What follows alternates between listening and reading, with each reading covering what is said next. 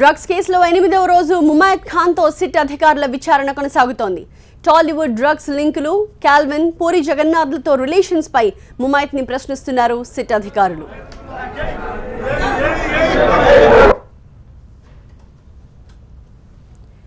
టాలీవుడ్ కి సినిమా చూపిస్తున్న సిట్ విచారణ 8వ రోజు కొనసాగుతోంది. పూరి నుంచి చార్మి వరకు ఇప్పటివరకు 7గురి విచారణలో బయటపడిన విషయాల ప్రకారం మరిన్ని వివరాలను ముమైత్ ఖాన్ నుంచి కూపి లాగుతున్నారు సిట్ అధికారులు. మీరు డ్రగ్స్ తీసుకుంటారా? కాల్విన్ ఎలా తెలుసు? కాల్విన్ మొబైల్లో మీ ఫోన్ నెంబర్ ఎందుకుంది? కాల్విన్కు మీకు మధ్య ఎలాంటి సంభాషణ జరిగింది? పూరి జగన్నాథ్తో పరిచయం ఎలాంటిది? పూరి కాల్విన్ల పార్టీలకు మీరు వెళ్ళేవారా? ఎక్కడెక్కడ పార్టీలు జరిగేవి? ఆ పార్టీల్లో డ్రగ్స్ తీసుకునేవారా? డ్రగ్స్ ఎవరు ఆర్డర్ ఇచ్చేవాళ్ళు, ఎవరు సప్లై చేసేవాళ్ళు? ఇలాంటి ప్రశ్నల్ని సంధిస్తున్నారు సిట్ అధికారులు. బిగ్ బాస్ షోలో బిజీగా ఉన్న ముమైత్ ఖాన్ సిట్ విచారణ కోసం ఒకరోజు స్పెషల్ పర్మిషన్తో ఆ షో నుంచి బయటకు వచ్చారు. నిన్న రాత్రి ముంబై నుంచి హైదరాబాద్కి చేరుకున్నారామె. శంషాబాద్ ఎయిర్పోర్ట్లో ల్యాండ్ అయిన ముమైత్ ఖాన్ మీడియాకి ముఖం చాటేశారు. ఇప్పటికింకా నా వయసు నిండా 16 అనే సాంగ్తో ఫేమస్ అయిన ముమైత్ ఖాన్కి పోకిరి డైరెక్టర్ పూరి జగన్నాథ్కి ఉన్న క్లోజ్ అసోసియేషన్ పై సిట్ అధికారులు వివరాలు సేకరిస్తున్నారు.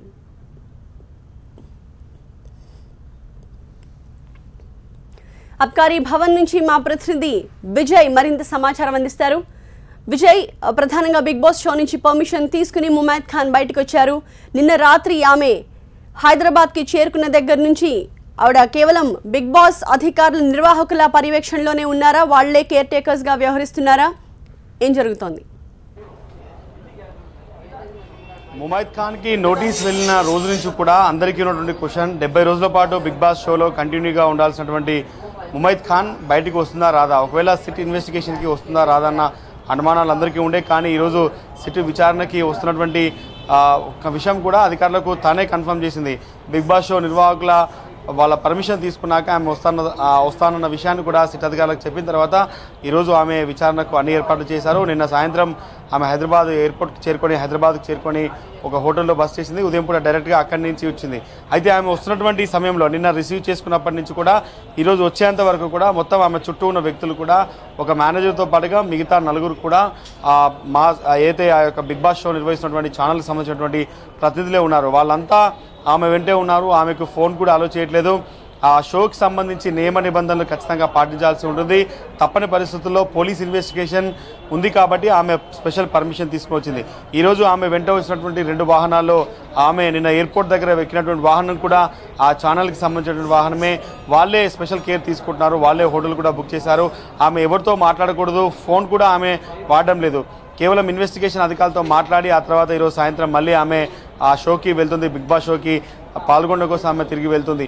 ఈ మొత్తం ఎంటైర్ ఈ యొక్క దాదాపు అంటే నిన్న మధ్యాహ్నం నుంచి కూడా ఈరోజు రాత్రి వరకు కూడా ఈ పీరియడ్ అంతా కూడా ఆమె చుట్టూ ఉన్న వాళ్ళంతా కూడా బిగ్ బాస్ షోకి సంబంధించిన ప్రతినిధులే. ఒక మేనేజర్ మాత్రమే ఉన్నారు. కొంతమంది బౌన్సర్లు కూడా వచ్చారు. వాళ్ళు కూడా ఇన్ఫార్మ్ చేశారు. హోటల్ ఐటీసీ కాకతీయ దగ్గరికి రమ్మన్నారు. అక్కడి నుంచి డైరెక్ట్గా బయలుదేరి వాళ్ళు ఇక్కడికి వచ్చారు. ఈ ఎంటైర్ వ్యవహారం చూస్తుంటే ఎంటైర్ ఆమె మూమెంట్ అంతా కూడా బిగ్ బాస్ షో నిర్వాహకులు వాచ్ చేస్తున్నట్టుగా స్పష్టంగా అర్థమవుతుంది. ఇదంతా ఒక పార్ట్ అయితే, ఇక రెండవ పార్ట్ ఇన్వెస్టిగేషన్ పార్ట్లో ఇప్పటికే నిన్న చార్మీకి ఏ రకంగా అయితే ఇన్వెస్టిగేషన్ చేసినటువంటి అధికారులు ఉన్నారో అదే బృందం ఈరోజు ఇన్వెస్టిగేషన్ చేస్తున్నారు. ఇద్దరు మహిళలకు మాత్రమే ఈ యొక్క డ్రగ్ కేసులో నోటీసులు ఇచ్చారు. కాబట్టి ఇప్పటికీ చార్మీ ఇన్వెస్టిగేషన్ ఏ స్టైల్లో అయితే జరిగిందో అదే స్టైల్లో ఈరోజు ముమైత్ ఖాన్ ఇన్వెస్టిగేషన్ కూడా జరుగుతుంది.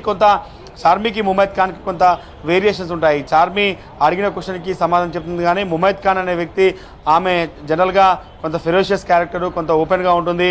తనకు సంబంధించిన విషయం పైన చాలా క్లారిటీగా ఉంటుంది. కాబట్టి ఆమె కాల్విన్ రిలేషన్ పైన కొన్ని సమాధానాలు చెప్పినట్టుగా తెలుస్తుంది. ఇన్వెస్టిగేషన్ చేస్తున్న అధికారులు ఇంకా ఆమెని అంటే ఒక బ్రేక్ కూడా ఇవ్వలేదు. కంటిన్యూస్గా 10 o'clock స్టార్ట్ అయిన ఇన్వెస్టిగేషన్ ఇంకా కొనసాగుతుంది. అనేక విషయాలపైన క్లారిటీ తీసుకుంటున్నారు.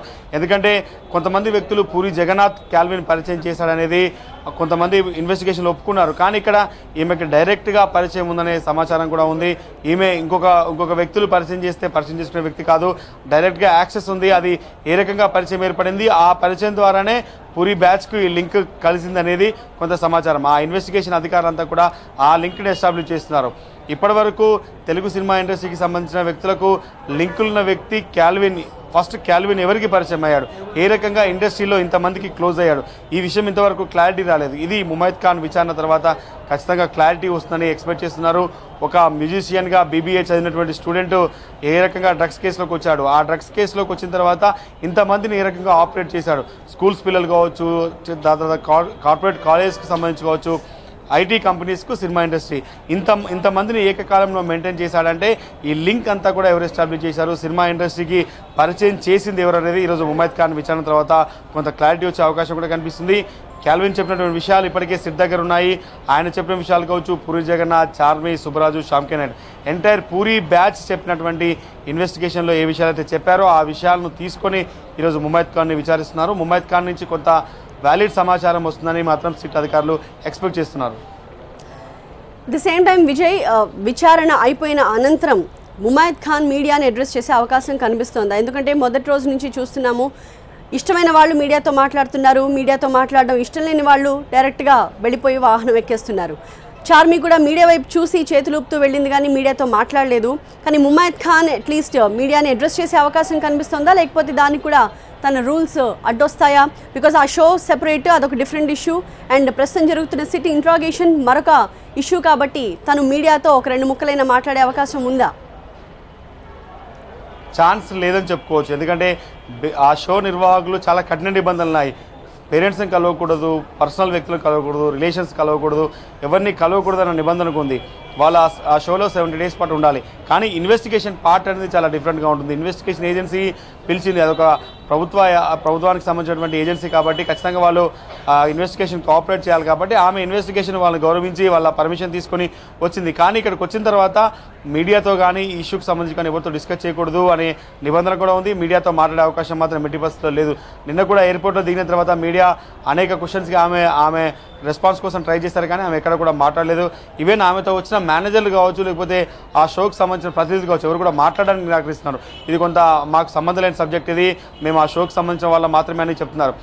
ఇదంతా చూస్తుంటే ఖచ్చితంగా ముమైత్ ఖాన్ అయితే మాట్లాడే అవకాశం లేదు. కానీ ముమైత్ ఖాన్కి సంబంధించిన ఇన్వెస్టిగేషన్ విషయాలు కొంత సిట్ అధికారులు అయిపోయిన తర్వాత ఆమెను ఏ కోణాల్లో విచారించారనేది కొంత బయటకు వచ్చే అవకాశం అయితే కనిపిస్తుంది. ఫర్దర్గా చూస్తే కొంత ఇన్వెస్టిగేషన్లో కొన్ని విషయాలు బయటకు వస్తున్నాయి.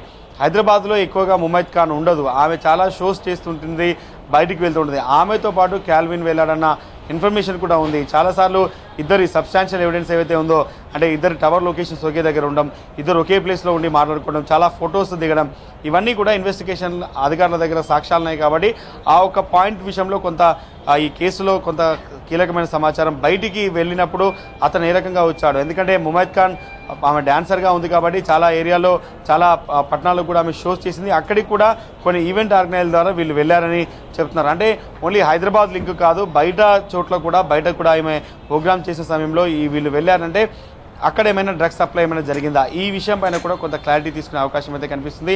ఆమె మీడియాతో మాట్లాడే అవకాశం అయితే ఎట్టి పరిస్థితుల్లో లేదు. ఆ షో నిబంధనలు కూడా ఒప్పుకోవు. దాంతోపాటుగా మనం వెళ్ళే సమయంలో కూడా ఆమె కనీసం మీడియా వైపు చూడలేదు. తన మేనేజర్స్ కావచ్చు, తన వెనకాల వచ్చిన వాళ్ళని చూస్తూ ఆమె డైరెక్ట్గా పోలీస్ అధికారులు వెళ్ళినటువంటి మహిళా పోలీసు అధికారులు ఎటువైపు వెళ్ళాలో చూపెడితే అటువైపు డైరెక్ట్గా వెళ్ళిపోయింది. ఆమె స్టెప్స్ ద్వారానే 5th floor వరకు వెళ్ళింది. ప్రస్తుతం ఇన్వెస్టిగేషన్ అయితే కొనసాగుతుంది. బయటికి వచ్చే సమయంలో కూడా ఎట్టి పరిస్థితుల్లో మీడియాతో మాట్లాడే అవకాశం లేదన్నట్టుగానే మనకు సమాచారం అవుతుంది. ఒకవేళ ఆమెకు సంబంధించినటువంటి ఇన్వెస్టిగేషన్, ఎందుకంటే మిగతా వాళ్ళంతా ఇక్కడ నోటీసులు అందుకున్న వాళ్ళు అందరూ హైదరాబాద్లో ఉంటారు, అవసరమైతే మళ్ళీ రావడానికి అవకాశం ఉంటుంది. కానీ ముమైత్ ఖాన్ మళ్ళీ షోలోకి వెళ్తే ఫర్దర్గా మళ్ళీ ఆమెను ఏమైనా ఇన్వెస్టిగేషన్కి పిలిస్తే ఏ రకంగా చేయాలి, అంటే ఆమెను మళ్ళీ పిలుస్తారా లేదన్న దానిపైన కూడా సిట్ అధికారులు ఒక క్లారిటీ ఇచ్చే అవకాశం అయితే కనిపిస్తుంది. రైట్ విజయ్, ముమైత్ ఖాన్ విచారణ అయితే ప్రస్తుతం ఆబ్కారీ భవన్లో కొనసాగుతోంది.